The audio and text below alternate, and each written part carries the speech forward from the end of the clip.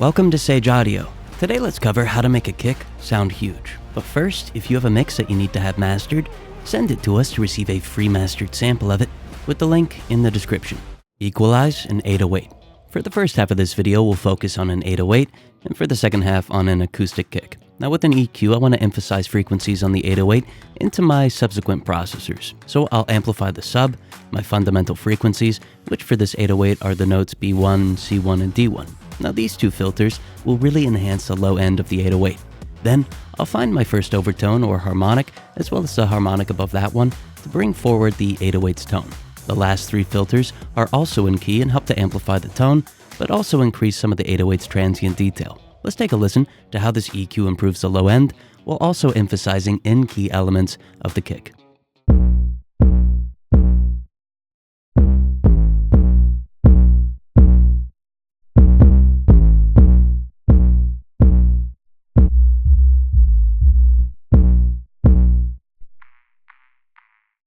Timed clipping on 808.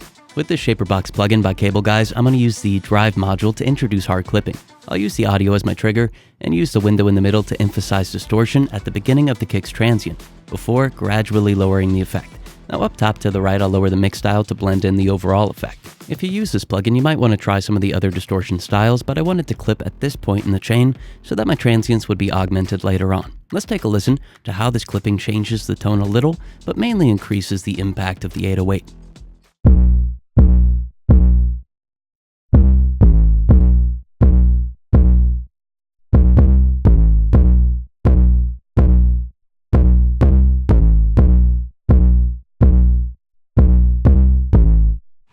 If you're enjoying the video, hit the like button and subscribe if you haven't already. It's free and it helps us bring you more videos.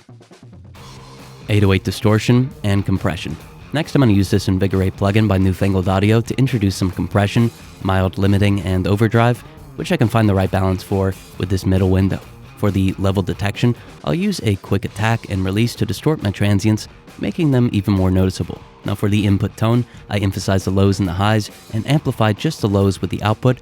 Then I blended in the effect with the mix function. When we take a listen to it, we're going to notice that the lows and the mids of the 808 become a lot more powerful due to the distortion that the plugin adds. Also, I'm going to increase the mix dial for a moment so that it's easier to hear how this processor affects those areas.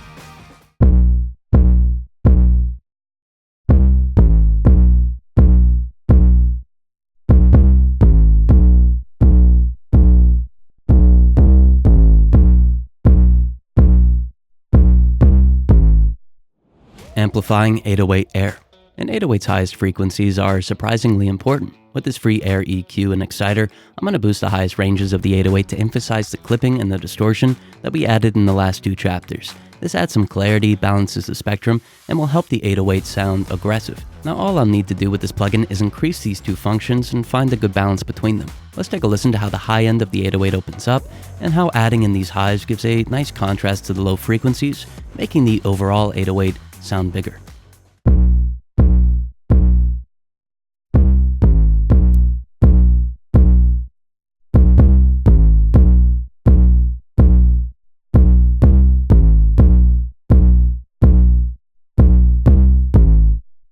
Maximization and limiting. This last step may seem a little unorthodox, but I found that this limiter works incredibly well at creating a huge 808. I'll increase the input and lower the attack and the release to cause limiting. Now these settings will increase the high frequency range of the 808 by distorting the transients. Then I'm going to increase the enhanced function. Now this is going to amplify quieter aspects of the 808, bringing forward all of the details that have been masked by louder parts of the signal. Let's take a listen and notice how this limiter makes the 808 aggressive and huge sounding. Then we'll take a listen to a full before and after of this chain with gain compensation included.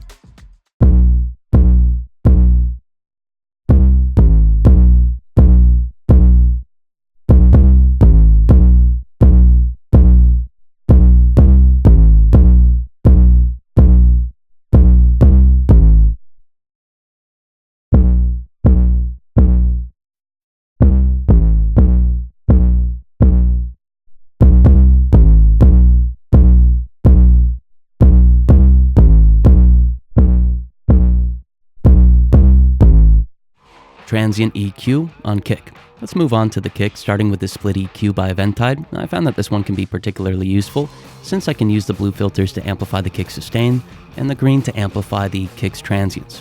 In the low frequencies, around the fundamental, I'll amplify the sustain. In the higher parts, where we can hear the kicks click and the beater hitting the skin, I amplified the transients to help these cut through. Let's take a listen and notice how the kick sounds a little bigger in the lows and has a overall punchier sound.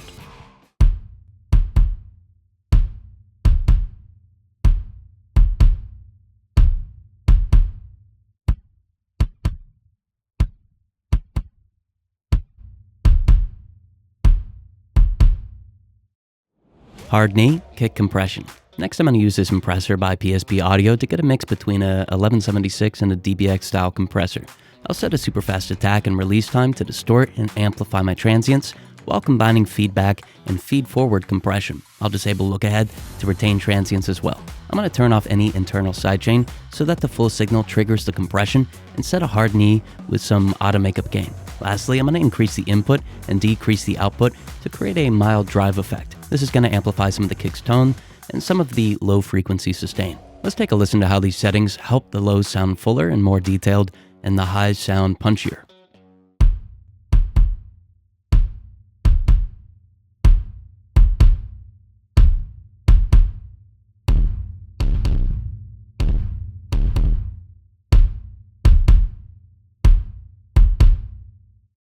If you're enjoying the channel, use the search box to watch more of our videos. Parallel kick compression. I'm going to add some saturation and parallel compression to fill up the sound of the kick and again emphasize transients and punch. With this parallel aggressor plugin by Baby Audio, I was able to create these effects in parallel pretty quickly and then blend in the levels in the middle. With the Spank section, I introduced transient expansion and clipping while removing the lowest frequencies from being processed. Then, in the heat or the saturation section, I emphasized the tone or more of the kick's note while again keeping the lows from being processed. Let's take a listen and notice how the parallel compression amplifies transients and the heat or the saturation makes it sound full and aggressive.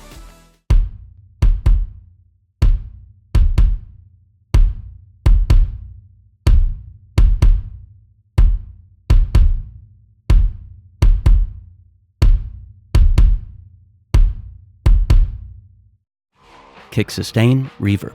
If we use reverb that has a longer decay on the lows and the sub, we can increase the sustain of the kick, making the kick's lows super impressive. I definitely don't want too much of this effect, so I'm going to use a lower amount of it in the mix dial.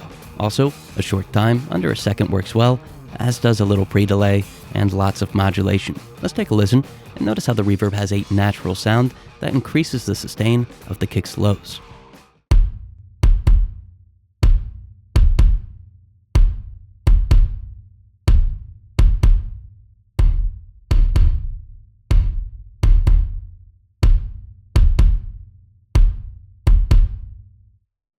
Maximization on kick.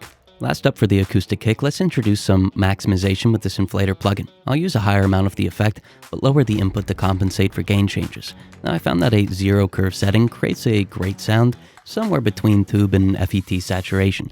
Let's take a listen and notice how the quieter aspects of the kick become louder and the mild harmonics that the plugin introduces fills out the overall sound. Then we're going to do a full A/B of the chain that we've created.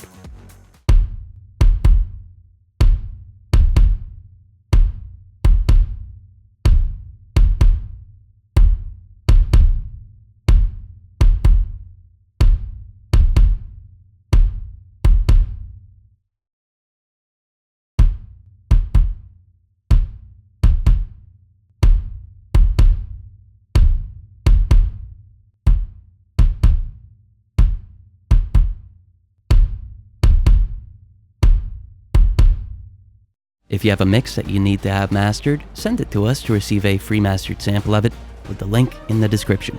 Thank you so much for watching.